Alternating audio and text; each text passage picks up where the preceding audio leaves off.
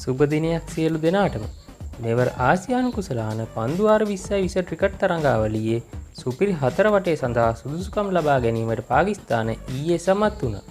ඒ තරඟාවලියේ මූලික වටේ 6 වෙනි තරඟය හෙවත් අවසන් තරඟෙන් හොංකොං කණ්ඩායම පරදා ලකුණු 155ක විශිෂ්ට ජයක් වාර්තා කරමි. එය පාකිස්තාන කණ්ඩායම 2020 ජාත්‍යන්තර තරඟයක් ජයගත් ඉහළම ලකුණු සංඛ්‍යාව ලෙසයි වාර්තා පොත් අතරට එක් වුණේ. ඒ අනුව ඒ කාණ්ඩයේ ඉන්දියාව හා පාකිස්තානයත් බී කාණ්ඩයෙන් ඇෆ්ගනිස්තානය හා ශ්‍රී ලංකාවත් සුපිරි 4 වටේ සඳහා සුදුසුකම් ලැබූ අතර හොංකොං හා බංග්ලාදේශ යන කණ්ඩායම් වලට තරඟාවලියෙන් පළමු වටේම ඉවත් වීමට සිදු වුණා. සාජාහීදී පැවති මූලික වටේ 6 වෙනි තරඟයේ කාසියවාසී දිනු හොංකොං කණ්ඩායමේ ආරාධනයෙන් පළමුව පන්දුවට පහර දුන් පාකිස්තානය නියමිත පන්දුවාර 20 නිමා කළේ කඩුළු දෙකක් දැවී ලකුණු 193ක් ලබා ගනිමින්. පළමු පන්දුවාර 10 තුලදී ඔවුන් කඩුල්ලක් දැවී ලබා සිටියේ ලකුණු 64ක් පමණයි. අවසන් පන්දුවාර 10 තුලදී පාකිස්තානයේ කඩුල්ලක් දැවී තවත් ලකුණු 129ක් රැස් කිරීමට සමත් වීම කැපී පෙනුණා.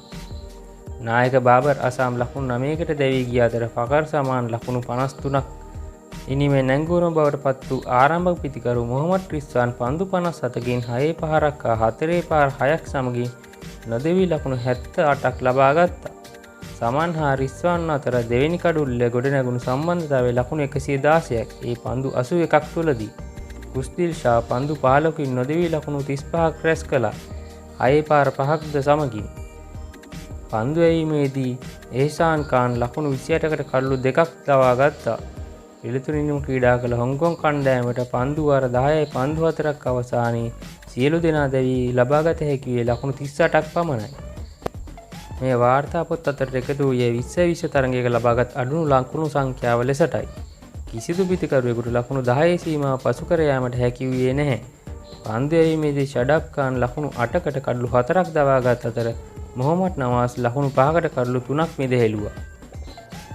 ක්‍රිකට් ලොක්ක ආයමත් ඉක්මනින්ම එන්න. එතෙක් සියලු දෙනාටම වාසනාවන්ත ජයග්‍රාහී දවසක් වේවා.